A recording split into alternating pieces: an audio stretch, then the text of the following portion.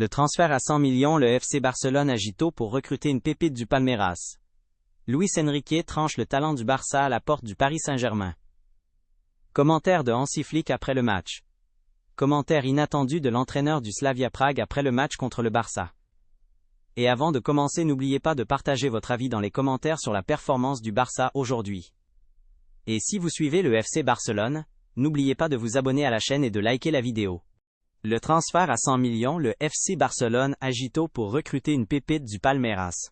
Le club espagnol FC Barcelone a commencé à agir très tôt pour sécuriser les services du jeune talent brésilien Eduardo Conceição, joueur du Palmeiras.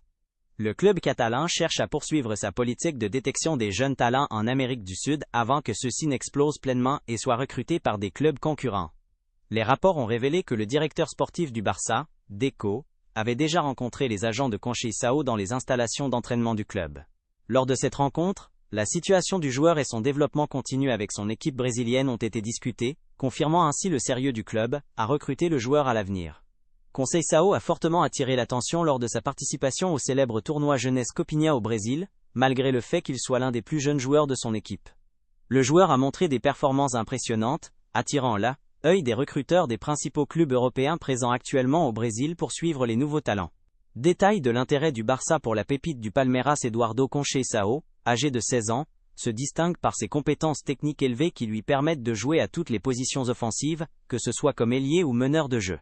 Le jeune joueur a réussi à marquer 4 buts lors d'un seul match de la phase de groupe du tournoi, en plus de fournir des passes décisives grâce à sa vision de jeu et son contrôle du ballon. Le Barça suit le joueur depuis ses années en équipe U17, et le club dispose de rapports très positifs sur son développement technique et physique. En raison de son grand talent, le Palmeiras a sécurisé son joueur avec un contrat professionnel jusqu'en 2029, incluant une clause de rachat de 100 millions d'euros pour protéger les droits du club si une autre équipe décidait de le recruter, selon le journal catalan, Sport. Le Barça travaille à établir une relation solide avec l'entourage du joueur afin d'assurer sa priorité lors des futures négociations. Bien que le club traverse certaines difficultés financières, la direction sportive considère Conceição comme prioritaire dans la liste des jeunes talents à suivre attentivement au cours des 2 prochaines années. Quand le Barça pourra-t-il officiellement recruter Eduardo Conceição? Le Barça considère que recruter Conceição représente un pari à moyen terme, car le joueur ne pourra pas rejoindre l'Europe avant janvier 2028, à ses 18 ans. Cette année, le club se contentera de l'observer sans entreprendre de démarches officielles, en attendant une amélioration de la situation financière et pour faire face à la concurrence attendue des clubs anglais, qui suivent également le joueur et souhaitent le recruter tôt. Luis Enrique tranche le talent du Barça à la porte du Paris Saint-Germain. Des rapports de presse espagnols ont révélé de nouveaux développements concernant l'avenir du jeune talent Drou, joueur du Barça, alors qu'il pourrait quitter le club catalan prochainement, avec un fort intérêt du Paris Saint-Germain français. Les rapports ont indiqué que la direction du Barça était désormais convaincue du départ du joueur, malgré ses dernières tentatives pour garantir le meilleur rendement financier du transfert, tandis que les négociations avec le club parisien avancent de manière stable. Il a été ajouté que la décision finale du joueur est venue après une pleine conviction dans le projet sportif proposé, notamment dans son désir d'obtenir plus de temps de jeu et de développer son talent dans l'un des plus grands clubs d'Europe. Luis Enrique décide de l'avenir de Drou. Le journal, Sport a confirmé que l'entraîneur espagnol Luis Enrique a joué un rôle décisif dans le transfert de Drou au Paris Saint-Germain, après l'avoir rencontré personnellement lors d'une de ses visites à Barcelone, et l'avoir convaincu du projet sportif du club français. Le journal a précisé que le Barça a accepté l'idée du départ du joueur, mais cherche à trouver un accord avec le PSG pour éviter l'activation de la clause de rachat de 6 millions d'euros, dans l'espoir d'obtenir un montant plus élevé pouvant atteindre 10 millions d'euros, afin de préserver les relations entre les deux clubs. Le rapport a conclu que Drou aura des minutes de jeu direct avec le PSG, notamment en Ligue 1, bénéficiant de la confiance de Luis Enrique, dont le contrat avec le club S étend jusqu'en 2027, tandis que le joueur continue de s'entraîner individuellement en attendant de finaliser les démarches officielles et de voyager à Paris, pour débuter sa nouvelle aventure professionnelle. Commentaire de Hansi Flick après le match. Hansi Flick est apparu après le match du Barça contre le Slavia Prague, en Ligue des Champions au stade du Slavia Prague, essayant de tenir 2 fils à la fois, le fil de l'ambition et le fil de la justice.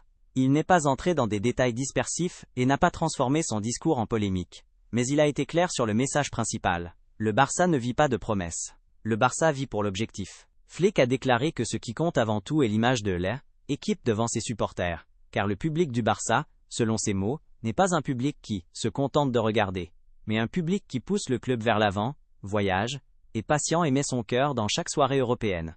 Il a ensuite ajouté une phrase reflétant davantage l'engagement que la courtoisie. Les supporters du Barça méritent des titres, et c'est ce que nous cherchons.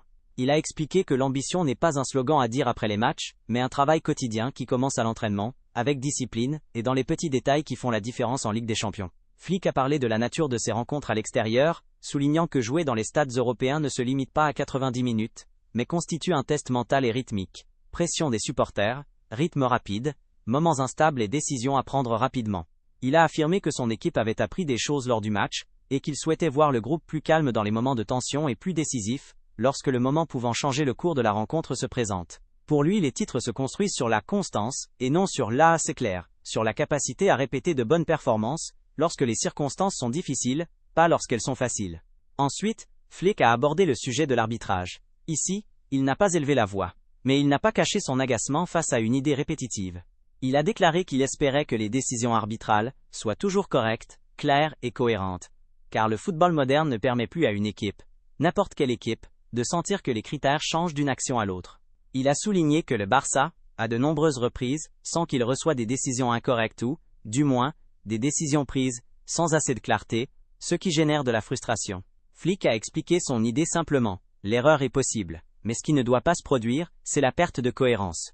Car la cohérence donne confiance aux joueurs et donne aux supporters le sentiment que la compétition est dirigée équitablement.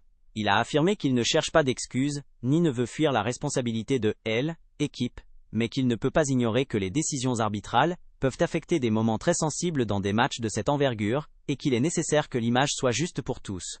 Enfin, il s'est de nouveau adressé aux supporters. Il a déclaré que le Barça continuerait à travailler pour eux, et que l'équipe poursuivra le titre jusqu'au dernier pas, car ce club ne connaît pas d'autre chemin. Il a conclu sur un ton combinant réalisme et promesse. Nous améliorerons ce que nous pouvons contrôler, et nous nous battrons, au sens sportif, pour que ce public obtienne ce qu'il mérite. Des titres qui, écrivent dans la mémoire, pas seulement des matchs oubliés. Commentaire inattendu de l'entraîneur du Slavia Prague après le match contre le Barça.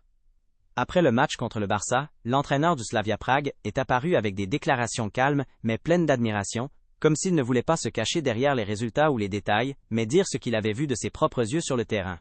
L'entraîneur a déclaré que le Barça ne laisse pas à son adversaire le temps de réfléchir, et que la pression haute qu'ils exercent n'est pas seulement un effort physique ou un désir de récupérer rapidement le ballon, mais un système complet dirigé avec intelligence collective. Il a expliqué que la véritable différence ne réside pas dans le moment où un joueur presse, mais dans le moment où tout le système se déplace ensemble. Un joueur avance, un autre ferme, un angle de passe, un troisième coupe la ligne de retour, et un quatrième lit où le ballon ira avant même qu'il ne bouge. Puis a lancé sa phrase la plus claire. Avec cette pression haute, le Barça rend jouer contre lui extrêmement difficile. Et cela, à mon avis, en fait les meilleurs du monde quand le match suit leur rythme. Il a affirmé que la pression ici n'est pas une fin en soi, mais un moyen d'imposer la personnalité de l'équipe et de forcer l'adversaire à prendre des décisions rapides, souvent inconfortables. L'entraîneur du Slavia a indiqué que son équipe avait essayé de gérer ce rythme avec réalisme. Chercher des solutions, changer les angles de construction, jouer parfois dans les espaces derrière la première ligne, mais le Barça, comme il l'a décrit, revient toujours à une forme qui occupe l'espace et réduit le temps. Il a précisé que ce type d'équipe ne te bat pas seulement par la technique, mais parce que tu sens que chaque option que tu ouvres une main, la referme en une seconde. Lorsqu'on lui a demandé quel joueur avait retenu son attention, il n'a pas hésité à mentionner spécifiquement deux noms, Lamine Yamal et Pedri.